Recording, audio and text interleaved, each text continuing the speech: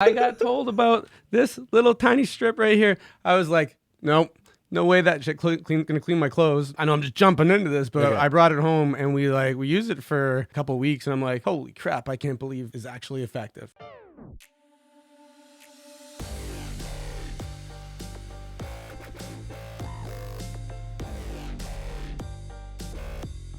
I just started hearing about some success that you were having with subscription boxes that I want to talk about. But then I also found out about Tru Earth. I remember you doing Tru Earth, and then I think I saw Tru Earth in the grocery store or something, and I was like, wait a minute. I'm like, isn't that Ryan's business? And then, yeah. No. And then I looked you up. Yeah. And I remember one day I saw in the store, and then I went back and I looked you up on Facebook, and I Googled it. I'm like, oh, I was like, it's a pretty big company now. So I want to talk about that. I'm very curious. And I would like to talk a bit about Tru Earth because I've never used it before. And I want to tell you. Oh my God. I want to tell you why. I want to tell you why. I think I know your customer's biggest obstacle to buying. I think I know what it is. But first, let's go to. They don't believe that it works. I don't believe that it works. I know you don't. I didn't believe. I know. I didn't because I'm always like, there's no way. Dude, when I got told about this little tiny strip right here, I was like, nope. No way that shit gonna clean my clothes. I know I'm just jumping into this, but I brought it home and we used it for a couple of weeks and I'm like, holy crap, I can't believe it's actually effective. Okay, Ryan, let's do this. Let's just go right into does this thing work, okay? I'm telling you, I've never bought it because I don't think it's gonna work. All right. You're just waiting for me to send you some, I think. This is like you invite a guest onto the show. You're like, your product probably doesn't work. No. But what's funny is that I see everyone talking about how much they love it. Like you're like the mom's market. I've looked into this before. I was very curious when I first realized this is a huge business. I was looking into it quite a bit. Your customers love the product. And for that reason, I would believe that it works. But for some reason, I just can never get myself to actually try it. So explain to me. You're like, screw Ryan. I'm not buying it. This is spite. No. I have to interrupt because this is bugging me. Ryan, when you threw it, it landed on your head, man. You got to get that. I can't focus. I can't focus. I can't focus. I know. Dude, it's a pattern interrupt. I'm just going to leave it there for the whole episode. So first of all, I was like, I'm not paying attention to anything. I didn't even notice that. Ryan, get it off your head, man. So I usually get my detergent at Costco, which is probably why I've not actually purchased it for real. It is available on Costco.ca. Oh, really? Okay. This is the Costco size package. When are you guys breaking into the U.S. market? Into retail? We're pretty big in the U.S. already. We're in all Publix stores. We're in a bunch of Kroger, Fred Meyer, Giant in Pennsylvania, or wherever Giants are.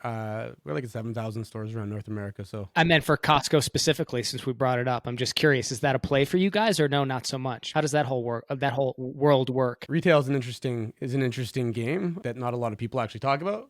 Because most people in these kind of circles are primarily running digital marketing, but big box retail generally has longer cycles. So there's usually once per year where you can actually get in there and be like, this is the thing that we want to do. And they introduce that to the category. And I talked to somebody yesterday that was like, oh, I want to get into retail. But the tricky part about getting into retail is you need to have the relationships. You need to understand how to pitch them. You need to know what they want, and you need to be able to get in there and nail it the time that when you get in there to do it, and be able to support the product in store so that people go there and actually buy through. Because if you don't sell through, they kick you out of the store and then you're never coming back. So Ryan, just real quick, some people are not going to know what this product is. Okay. Typical laundry detergent requires a liquid mix that you would buy. It's very heavy and it comes in a plastic container. Yes. These containers cause a lot of issues with the environment and recycling, all that kind of stuff, because most of those things that get recycled don't really get recycled, right? I know the story in terms of the environmental issues when it comes to laundry detergents. When I have my washer, right, I have a front-loading washer. And I usually put the laundry detergent in the little, you open the little thing and put the laundry detergent in, and then you close it, and then it puts it in there, right? So what you have is a little strip. I guess it looks like a piece of paper. You just had it on your head, right? And it would, I assume, dissolve in the water and somehow actually wash your clothes, that piece of paper. That's correct. Is it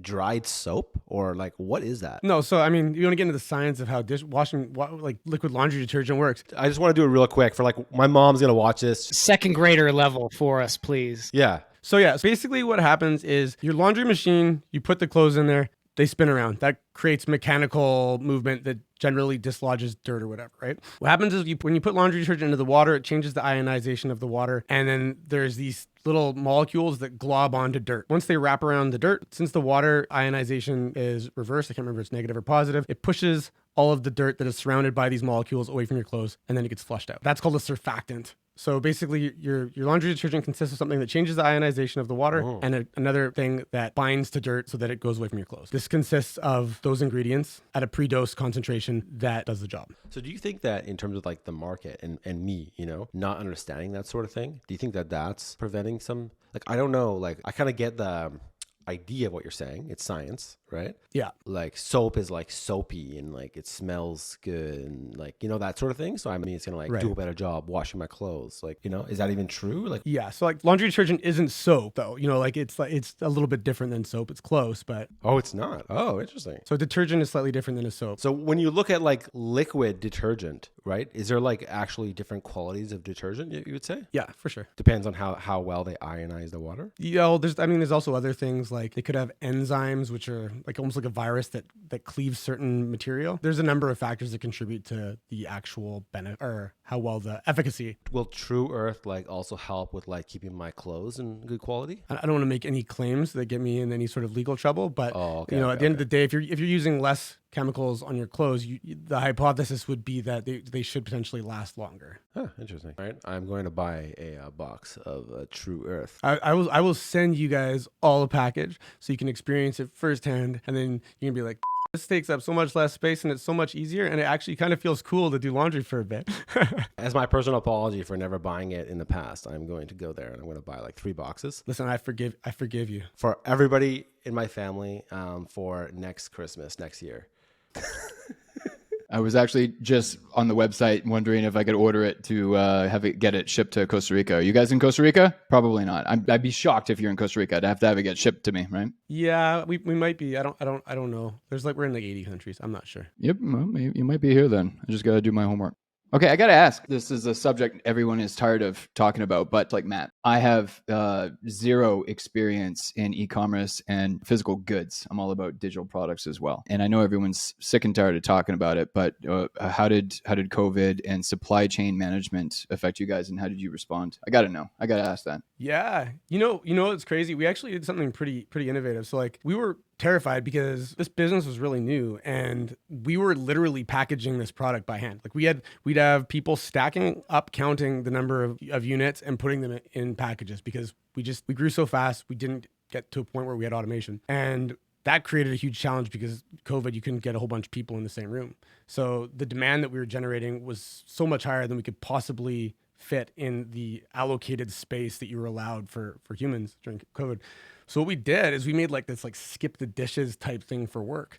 And we hired like 100 and something people around kind of like where we are. And we bought 2 vans, and we'd have a van that would drop off product on like Tuesdays and Thursdays to all these people who wanted to work for us. And then we'd have another van that would collect it on like 2 other different days. So they would get paid basically by the volume that they did. And we were able to there was tons of people in the Tri-Cities here that weren't able to work. It worked out for everybody. Like there was like teachers who wanted to just make a little extra money while they're watching TV. My dad was doing it. People were just like kicking around, putting around bored or wanting more money. We're not doing it anymore. We're quite a bit bigger now, but that was one of the big things for us was how do we keep packaging in an environment where you can't have people close to each other?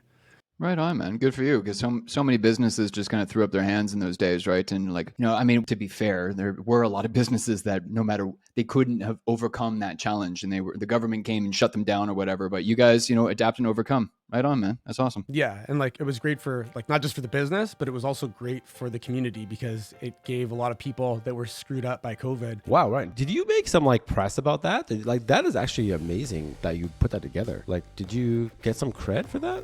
We didn't actively promote it, but there was a million other things that were happening at the exact same time. Like we were donating to like hospitals and families that couldn't afford, that were negatively impacted by the crisis. Like I think we donated like millions of dollars worth of product. I don't even. Wow.